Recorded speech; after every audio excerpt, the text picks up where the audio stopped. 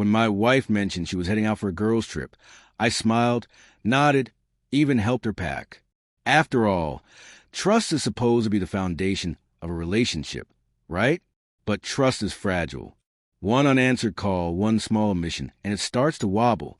It began on the second night. Her texts grew shorter. Her attention claimed by the girls, she said. No selfies, no stories, no updates. The usual flood of her life I'd come to expect. By the third day, the silence felt heavy, suffocating. My gut whispered warnings my heart refused to acknowledge. Then the message arrived. Hey, babe, we decided to extend the trip a few more days. Don't wait up. I read it twice, then a third time, making sure my eyes weren't deceiving me. Extend without even a word beforehand. I could almost hear the faint creak in the walls of our marriage. But instead of reacting with anger, a strange calm settled over me. Cold, measured, deliberate. I typed back, take your time. A lawyer loves documentation. Maybe petty, but after years of reason, I wanted her to feel that pause, the kind that squeezes your chest and forces your mind to replay every choice you ever made. She didn't respond for hours. Then my phone erupted. Missed calls, texts, her tone shifting from casual to panicked. What do you mean by that? Are you serious? That's when I knew. This trip wasn't about the girls anymore. I didn't answer immediately. Silence can be far louder than shouting when wielded correctly. Instead, I went for a drive, windows down, mind spinning. With every mile, I replayed all the little moments I dismissed, the late nights at work. The phone flipped face down every time it buzzed, the sudden obsession with privacy.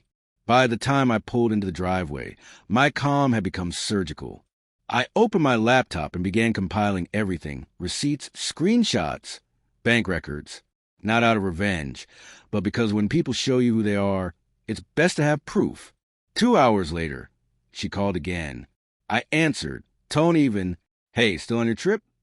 Her voice cracked. Why would you say something like that? Are you implying something? I'm not implying anything, I said quietly, just hoping your lawyer appreciates detailed timelines. That sentence hit like a hammer. 10 seconds of silence, and then came the flood, defensiveness, half-truths, explanations that didn't add up. You're overreacting. It's just been hectic. Reception must be terrible, I said, especially with the photos your friend just posted from a rooftop bar. The silence was deafening. I could hear her rapid, uneven breathing. The sound of someone realizing the walls were closing in. Can we talk when I get home? She finally whispered. I'll be here, I replied, but so will the documentation. She arrived 2 days later, earlier than planned, but far too late to save appearances.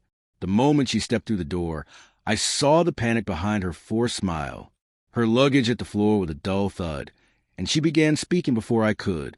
It's not what you think, she said, eyes darting everywhere but at me. We just needed a break. Everyone stayed longer. It wasn't planned. I nodded slowly, letting the words linger like smoke. Everyone? I assumed the guy from the rooftop bar was part of the girls' trip. 2. Her face drained of color. The silence thickened, suffocating. I slid a folder across the table. Inside were printed screenshots, timestamps, tagged photos, nothing dramatic, just cold, undeniable facts. You went through my stuff? She whispered, lips trembling. No, I said calmly. I went through the internet. You just left the evidence public. That was the breaking point. She sank into the chair, tears streaming, trying to explain the unexplainable. I didn't yell. I didn't throw accusations. I simply watched the story collapse under its own weight. Finally, I said, you wanted time? You got all the time you need now. When she realized I meant it, she begged, promised, cried. But her words hit a wall that used to be my trust. I'd already called my lawyer. They say betrayal burns. For me, it froze everything. The anger, the love, the pain, all of it silenced. And in that quiet, I learned a truth few admit. Peace doesn't always come from forgiveness. Sometimes it comes from walking away.